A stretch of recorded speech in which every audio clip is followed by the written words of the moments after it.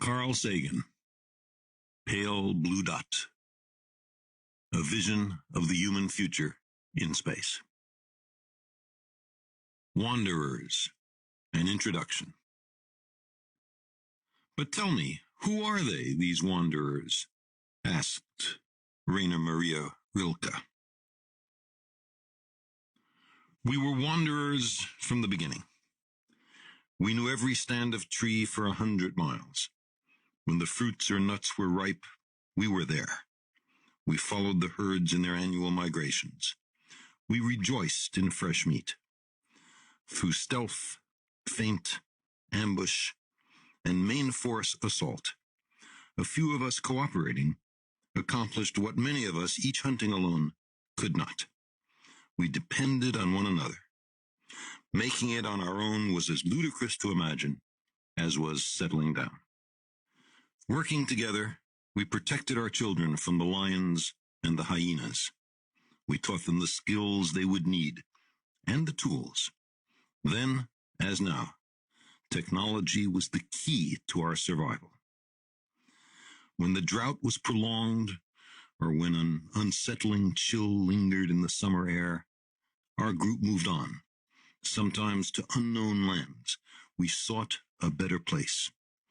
And when we couldn't get on with the others in our little nomadic band, we left to find a more friendly bunch somewhere else. We could always begin again. For 99.9% of the time since our species came to be, we were hunters and foragers, wanderers on the savannas and the steppes. There were no border guards then, no customs officials. The frontier was everywhere. We were bounded only by the earth and the ocean and the sky, plus occasional grumpy neighbors. When the climate was congenial, though, when the food was plentiful, we were willing to stay put, unadventurous, overweight, careless. In the last 10,000 years, an instant in our long history, we've abandoned the nomadic life. We've domesticated the plants and animals. Why chase the food when you can make it come to you? For all its material advantages, the sedentary life has left us edgy, unfulfilled. Even after 400 generations in villages and cities, we haven't forgotten. The open road still softly calls, like a nearly forgotten song of childhood. We invest far-off places with a certain romance.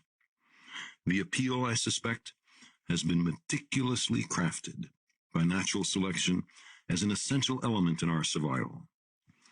Long summers, mild winters, rich harvests, plentiful game. None of them lasts forever. It is beyond our powers to predict the future. Catastrophic events have a way of sneaking up on us, of catching us unaware. Your own life, or your band's, or even your species might be owed to a restless few, drawn by a craving they can hardly articulate or understand, to undiscovered lands and new worlds. Herman Melville in Moby Dick spoke for wanderers in all epochs and meridians. He said, "I am tormented with an everlasting itch for things remote. I love to sail forbidden seas." To the ancient Greeks and Romans, the known world comprised Europe and an attenuated Asia and Africa, all surrounded by an impassable world ocean. Travelers might encounter inferior beings called barbarians, or superior beings called gods. Every tree had its dryad, every district its legendary hero. But there were not very many gods, at least at first, perhaps only a few dozen. They lived on mountains, under the earth, in the sea, or up there in the sky.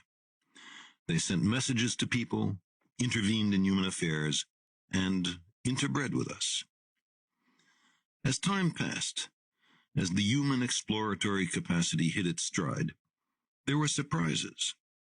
Barbarians could be fully as clever as Greeks and Romans. Africa and Asia were larger than anyone had guessed. The world ocean was not impassable. There were antipodes. 3 new continents existed, had been settled by Asians in ages past, and the news had never reached Europe. Also, the gods were disappointingly hard to find. The first large-scale human migration from the Old World to the New happened during the last Ice Age, about 11,500 years ago, when the growing polar ice caps shallowed the oceans and made it possible to walk on dry land from Siberia to Alaska. 1,000 years later, we were in Tierra del Fuego, the southern tip of South America.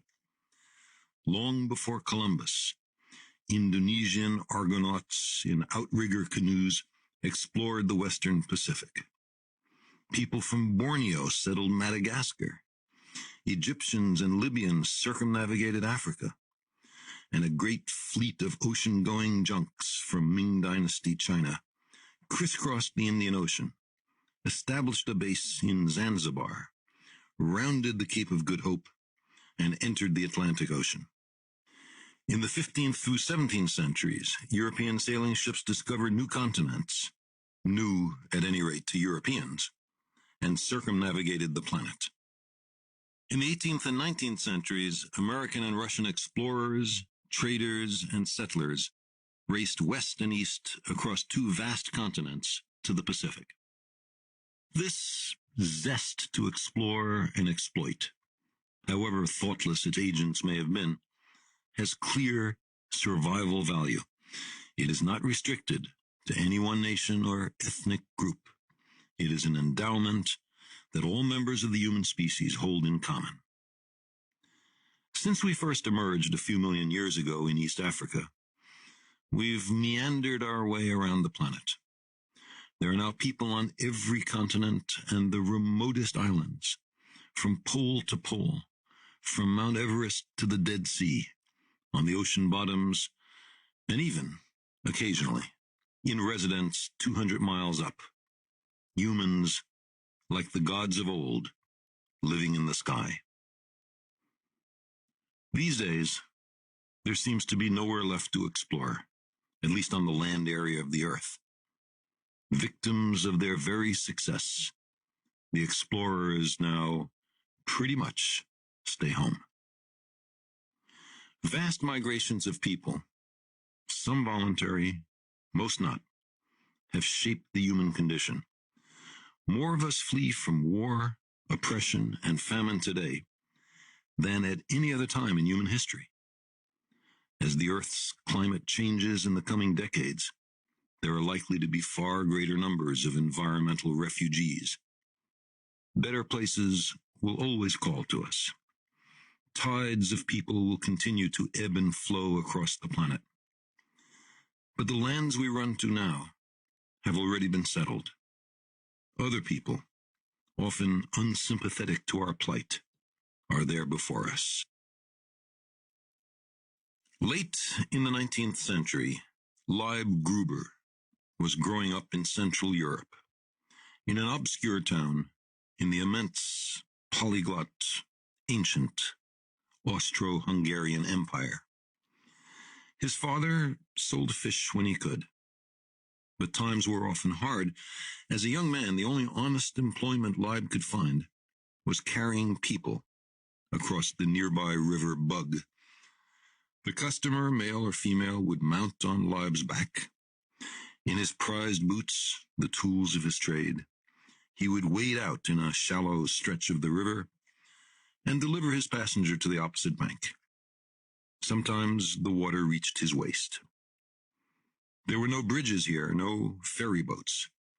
Horses might have served the purpose, but they had other uses. That left Leib and a few other young men like him. They had no other uses. No other work was available.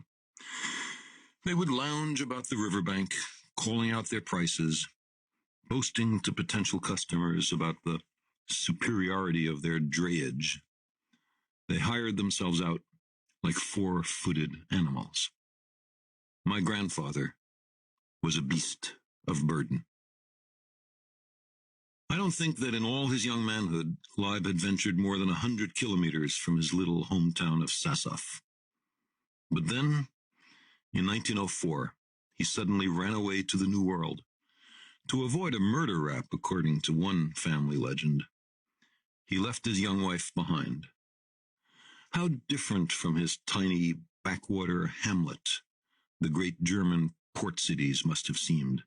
How vast the ocean. How strange the lofty skyscrapers and endless hubbub of his new land.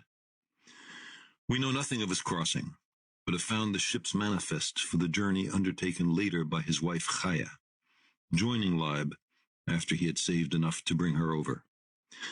She traveled in the cheapest class on the Batavia, a vessel of Hamburg registry. There's something heartbreakingly terse about the document. Can she read or write? No. Can she speak English? No. How much money does she have? I can imagine her vulnerability and her shame as she replies, $1. She disembarked in New York, was reunited with Leib, lived just long enough to give birth to my mother and her sister, and then died from complications of childbirth. In those few years in America, her name had sometimes been anglicized to Clara. A quarter century later, my mother named her own firstborn, a son, after the mother she never knew. Our distant ancestors, watching the stars, noted 5 that did more than just rise and set in stolid procession as the so-called fixed stars did. These 5 had a curious and complex motion. Over the months, they seemed to wander slowly among the stars. Sometimes they did loops. Today we call them planets, the Greek word for wanderers. It was, I imagine, a peculiarity our ancestors could relate to. We know now that the planets are not stars, but other worlds, gravitationally lashed to the sun. Just as the exploration of the Earth was being completed, we began to recognize it as one world among an uncounted multitude of others, circling the sun or orbiting the other stars that make up the Milky Way galaxy. Our planet and our solar system are surrounded by a new world ocean, the depths of space.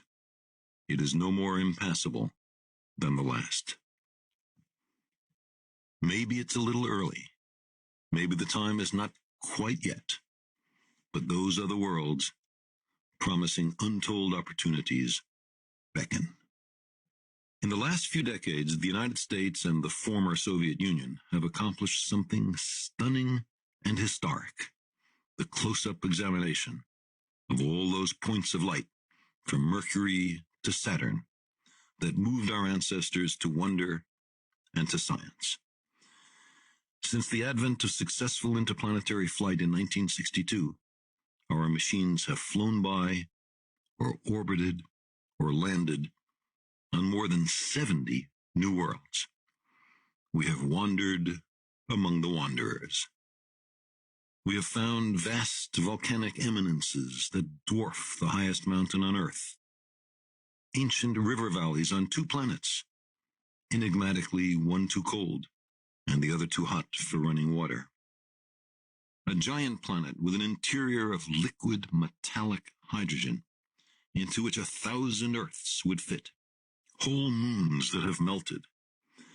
A cloud-covered place with an atmosphere of corrosive acids, where even the high plateaus are above the melting point of lead. Ancient surfaces on which a faithful record of the violent formation of the solar system is engraved. Refugee ice worlds from the trans-Plutonian depths. Exquisitely patterned ring systems, marking the subtle harmonies of gravity. and a world surrounded by clouds of complex organic molecules, like those that in the earliest history of our planet led to the origin of life. Silently, they orbit the sun, waiting. We have uncovered wonders undreamt by our ancestors who first speculated on the nature of those wandering lights in the night sky. We have probed the origins of our planet and ourselves by discovering what else is possible, by coming face to face with alternative fates of worlds more or less like our own. We have begun to better understand the Earth. Every one of those worlds is lovely and instructive. But so far as we know, they are also, every one of them, desolate and barren. Out there are no better places. So far, at least. During the Viking robotic missions, beginning in July 1976, in a certain sense, I spent a year on Mars. I examined the boulders and sand dunes, the sky red even at high noon, the ancient river valleys, the soaring volcanic mountains, the fierce wind erosion, the laminated polar terrain, the two dark potato-shaped moons.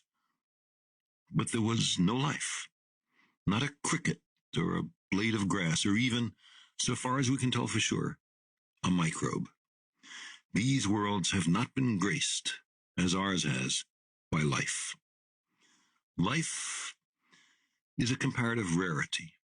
You can survey dozens of worlds and find that in only one of them does life arise and evolve and persist. Having in all their lives till then crossed nothing wider than a river, Leib and Chaya graduated to crossing oceans. They had one great advantage. On the other side of the waters there would be, invested with outlandish customs, it's true, other human beings, speaking their language and sharing at least some of their values, even people to whom they were closely related. In our time, we've crossed the solar system and sent 4 ships to the stars. Neptune lies 1,000,000 times further from Earth than New York City is from the banks of the river Bug.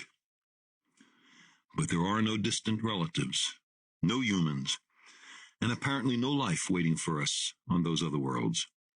No letters conveyed by recent emigres help us to understand the new land. Only digital data transmitted at the speed of light by unfeeling, precise, robot emissaries. They tell us that these new worlds are not much like home, but we continue to search for inhabitants. We can't help it. Life looks for life. No one on Earth, not the richest among us, can afford the passage.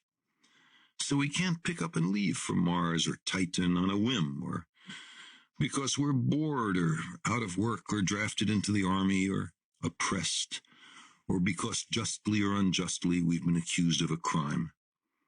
There does not seem to be sufficient short-term profit to motivate private industry. If we humans ever go to those worlds, then it will be because a nation or a consortium of them believes it to be to its advantage, or to the advantage of the human species. Just now, there are a great many matters that are pressing in on us that compete for the money it takes to send people to other worlds. That's what this audiobook is about. Other worlds, what awaits us on them, and what they tell us about ourselves. And, given the urgent problems our species now faces, whether it makes sense to go. Should we solve those problems first, or are they a reason for going? This book is in many ways optimistic about the human prospect. The earliest chapters may at first sight seem to revel over much in our imperfections, but they lay an essential spiritual and logical foundation for the development of my argument. I've tried to present more than one facet of an issue, There will be places when I seem to be arguing with myself. I am. Seeing some merit to more than one side, I often argue with myself. I hope by the last chapter, it will be clear where I come out. The plan of the book is roughly this. We first examine the widespread claims made over all of human history that our world and our species are unique and even central to the workings and purpose of the cosmos. We venture through the solar system in the footsteps of the latest voyages of exploration and discovery, and then assess the reasons commonly offered for sending humans into space. In the last and most speculative part of the book, I trace how I imagine that our long-term future in space will work itself out.